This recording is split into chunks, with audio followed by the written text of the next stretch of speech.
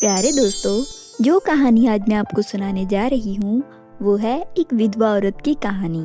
तो चलें आज की कहानी शुरू करते हैं। बहुत अरसा पहले की बात है। एक छोटे से गांव में रागिनी नाम की एक औरत रहती थी जो कि विधवा थी। बहुत साल पहले एक हादसे में उसका पति मर गया था तो वो अकेली रह गई थी। वो बेचारी अपना पालन पोषण करने के लिए मजदूरी किया करती थी।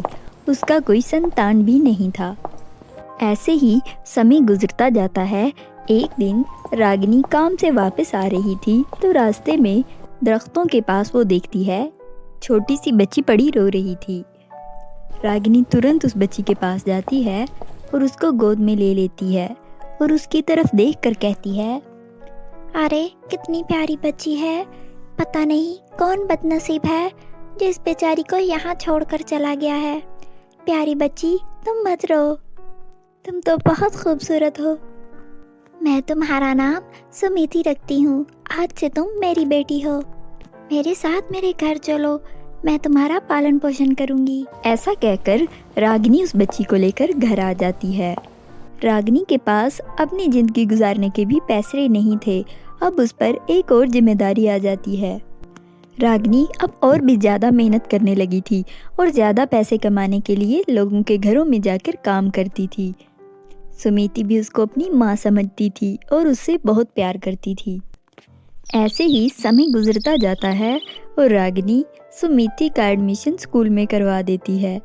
सुमिति पढ़ाई में बहुत लायक थी। सभी टीचर्स उसकी बहुत तारीफ किया करती थी। एक दिन उनकी क्लास टीचर सभी बच्चों से कहती है, गुड मॉर्निंग स्टूडेंट्स। आपको ये सुनकर बहुत खुशी होगी कि हमारे स्कूल में बहुत बड़ा शो होने वाला है। इसमें कंपटीशन होंगे अलग-अलग और जो स्टूडेंट कंपटीशन जीत जाएगा उसको अनगिनत प्राइजेस मिलने वाले हैं, जिसमें 2-3 लाख का इनाम और स्कॉलरशिप भी हो सकती है। आप सब इस कंपटीशन में दिल लगाकर मेहनत करना, ठीक है? इतना कहकर टीचर वहाँ से चली जाती है। तभी तमाम स्टूडेंट्स आपस में बातें करने लगती हैं कि वो फंक्शन पे कौन सा ड्रेस पहन कर आएंगी। तभी सुमिता ये सब देखकर बहुत उदास होती है और वो एक कोने में बैठी सोचती रहती है। तभी क्लास की एक घमंडी और बदतमीज लड़की सुमिता का मजाक बनाते हुए उससे कहती है, गरीब लड़की, तुम इस कंपटीशन में हिस्सा ले ही नहीं सकती। तुम्हारे पास तो स्कूल वाले कपड़े भी इतने गंदे हैं, तो तुम इस कंपटीशन में कैसे हिस्सा ले सकती हो? क्योंकि तुम्हारे लिए बहुत अच्छा ड्रेस होना चाहिए जो तुम्हारे पास तो होगा नहीं। क्या मैं ठीक कह रही हूँ ना मैं स्टूडेंट्स? सुमिति एक तो बहुत परेशान थी पहले ही, ऊपर से उसको स्कूल की सारी लड़कियाँ चिढ़ा रही थी। वो बहुत उदास होकर घर आ जाती है और आकर अपनी माँ से कहती है, मम्मी, हम इतने गरीब क्यों हैं? मुझे ये सब देख के बहुत बुरा लगता है। अब तो मैं इस गुर्बत से तंग आ गई हूँ। आपने मुझे कहा था कि मैं तुम्हें नया ड्रेस दिलवाऊंगी। मम्मी, अब तो इस बात को भी बहुत महीने गुजर गए हैं। आपको पता है हमारे स्कूल में एक बहुत बच्चा कंपटीशन होने वाला है और जो स्टूडेंट उस कंपटीशन में जीतेगा उसको पूरे 2 लाख रुपए मिलने वाले हैं। लेकिन मैं तो उस कंपटीशन में पार्टिसिपेट कर ही नहीं सकती क्योंकि मेरे पास न्यू ड्रेस तो नहीं है और स्कूल की सारी लड़कियां मेरा मजाक उड़ा रही थी। हाँ मेरी प्यारी बच्ची, मैं समझ सकती हूँ। तुम्हारे स्कूल की फीस, तुम्हें 2 टाइम का खाना खिलाना ही मेरे लिए कितना मुश्किल हो जाता है। मुझे माफ कर दो मेरी प्यारी बच्ची, मैं तुम्हारी कोई भी ख्वाहिश पूरी नहीं करती। मैं तुम्हें साधारण जीवन कहाँ दे पा रही हूँ। रागिनी बस इतनी ही बात करती है और बेहोश होकर गिर जाती है। रागिनी को बेहोश देखकर सुमिति के पांव तले जमीन निकल जाती है। वो जल्दी से पास ही के एक डॉक्टर को बुला कर लाती है और अपनी माँ को उस डॉक्टर को दिखाती है। देखो बेटा, तुम्हारी माँ की तबीयत बहुत ज़्यादा ख़राब है। ये बीमार होने के बावजूद काम बहुत ज़्यादा कर रही हैं और अगर तुम इनका इलाज नहीं करवाओगी, इनको बड़े हॉस्पिटल में नहीं लेकर जाओगी तो इनको कुछ भी हो सकता है, ये बच नहीं सकेंगी। डॉक्टर की ये बात सुनकर सुमिति बहुत घबरा जाती है और सोचती है, अरे माँ की तबीयत कितनी ज़्यादा ख़राब है। अगर मैं ये कंपटीशन जीत जाऊँ तो मैं माँ का इलाज करा सकती हूँ। मैं ऐसा क्या करूँ कि मैं कंपटीशन जीत जाऊँ। वाह, ये माँ की साड़ी कितनी सुंदर है ना। मैं इसी से कोई ड्रेस बनाने की कोशिश करती हूँ। इतना सोचकर सुमिति माँ की साड़ी का ड्रेस बनाने बैठ जाती है।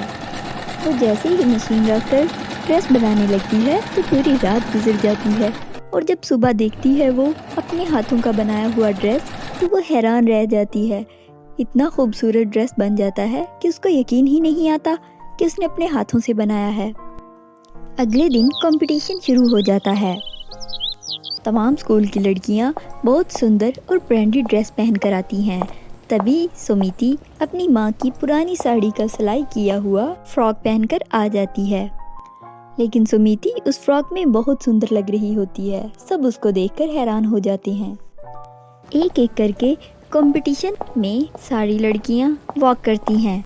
जैसे ही सुमिति स्टेज पर जाती है तो सबकी आंखें खुली की खुली रह जाती हैं और सब बहुत ज़्यादा उसको अप्रिशिएट करते हैं। अंत में सुमिति ही कंपटीशन जीत जाती है। उसे कंपटीशन जीतने पर 2 लाख रुपए मिल जाते हैं और वह अपनी माँ का इलाज बहुत बड़े अस्पताल में करवाती है।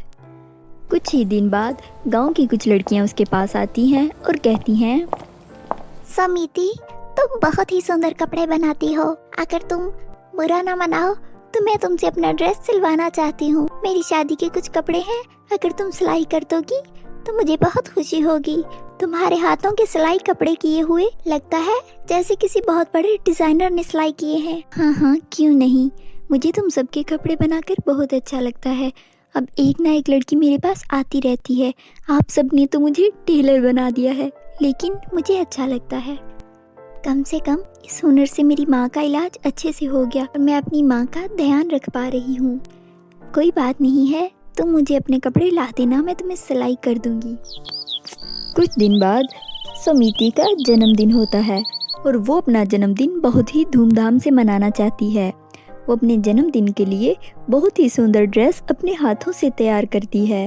वहीं सुमिति बहुत मेहनत करती है और उसकी माँ भी उसके जन्मदिन की बहुत तैयारियां करती है और वो घर को बहुत अच्छी तरह सजाती है। अब वह दिन आ जाता है जब सुमिति का जन्मदिन होता है। पड़ोस की सारी लड़कियां उसके लिए तोहफा लेकर आती हैं और वह अपने जन्मदिन पर अपने हाथ से तैयार किया हुआ ड्रेस पहनती है। जैसे ही वो केक काटने लगती है तभी वहाँ एक परी आ जाती है और सुमिति से कहती है, सुमिता बेटा, मैं तुम्हें लेने आई हूँ, चलो मेरे साथ, मैं तुम्हारी माँ हूँ। ये आप क्या कह रही हैं? आप मेरी माँ कैसे हो सकती हैं? मेरी माँ तो मेरे साथ हैं। रागिनी, मैं तुम्हारा ये एहसान कभी नहीं भूलूंगी कि तुमने मेरी बेटी को बिल्कुल अपनी बेटी की तरह पाला और इसकी बहुत अच्छे से परवरिश की। इतना प्यार दिया, उसे ममता की कमी बिल्कुल महसूस नहीं होने दी। लेकिन रागिनी, मैं अब अपनी बेटी को अपने साथ लेकर जाना चाहती हूँ। तुम उसे सच बता दो रागिनी, मैं उसे अब परीलोक वापस लेकर जाना चाहती हूँ। इसे बता दो प्लीज। सुमिति बेटी, ये सच कह रही हैं, मैं तुम्हारी माँ नहीं हूँ। तुम मुझे एक पेड़ के नीचे रोती हुई मिली थी, तब से ही मैंने तुम्हें अपनी बेटी मान लिया था। मैं तुम्हारी माँ नहीं हूँ, ये परी सही कह रही है। माँ सिर्फ जन्म देने वाली तो नहीं होती, माँ वो होती है जिसने परवरिश की, मेरे दुख सुख में मेरे साथ रही। आप मेरी माँ है, ये मेरी माँ कैसे हो सकती है जिन्होंने मुझे पैदा करते ही अपने से दूध जुदा कर दिया। आज ये मुझे लेने क्यों आई हैं? भला ये मेरी माँ कैसे हैं? मैं इनको माँ नहीं मानती। सुमिति बेटी, ये बहुत लंबी कहानी है, मैं तुम्हें कैसे सुनाऊं? मैंने जमीन के एक आम इंसान से शादी कर ली थी, जिसका परीलोक में मुझे शराप दिया गया और रानी परी ने मुझे 19 साल तुमसे दूर रहने का कहा। तभी मुझे तुम्हें खुद से जुदा करना पड़ा, वरना एक माँ अपनी बेटी को क्यों खुद से जुदा करेगी? आज तुम्हारे 19 साल पूरे हो गए हैं, तभी मैं तुम्हें वापस लेने आई हूँ। मेरी बेटी, मेरे साथ चलो। नहीं, मैं फिर भी आपके साथ नहीं जाऊंगी। आप मेरी माँ कैसे हो सकती हैं? मैं अपनी माँ के पास ही रहूंगी। ये रागिनी है, ये मेरी माँ है, इन्होंने मुझे पाला है। रागिनी बेटा, तुम इनके साथ चली जाओ। मैं ही तुम्हारी माँ रहूंगी हमेशा, लेकिन अभी तुम्हें इनके साथ जाना होगा। रागिनी परी को मना नहीं कर पाती और वो सुमिति को परी के साथ परीलोक भेज देती है। तभी वहाँ रानी परी आती हैं और कहती हैं, सीता परी, तुम अपनी बेटी को गांव से लेकर यहाँ आ तो गई हो, लेकिन तुम इसका पालन पोषण नहीं करोगी। तुम अपनी शक्तियों से इसको कुछ भी नहीं दोगी। ये बात तुम्हें समझ आ रही है? ये अपना पालन पोषण खुद करेगी। तुमने बहुत बड़ा पाप किया है और इसकी सजा तुम्हें हमेशा मिलती रहेगी और तुम्हारी बेटी को भी। ये कहकर रानी परी वहाँ से चली जाती है। रागिनी ये सुनकर परेशान नहीं होती क्योंकि वो बहुत अच्छे से सिलाई जानती थी। वो परियों के कपड़े सिलाई करके अपना पालन पोषण कर रही थी, लेकिन वहाँ कुछ परियां उसको सुकून से जीने नहीं दे रही थी। वो उसे गीता परी की दर्जी बेटी कहकर चिढ़ा रही थी। देखो तो बेचारी है तो परी की बेटी ही, लेकिन इसके पास कोई भी शक्ति नहीं है क्योंकि इसकी माँ ने गलती ही ऐसी की थी कि इसको उसकी सजा भुगतनी पड़ रही है। बेचारी हमारे कपड़े सिलाई कर करके 2 टाइम का खाना खाती है। गीता परी को ये देखकर बहुत बुरा लग रहा था कि वो एक परी की बेटी होकर दर्जी का काम कर रही है। वो अंदर ही अंदर बहुत दुखी रहने लगी। सुमिता को अपनी माँ की सारा दुख समझ आ रहा था।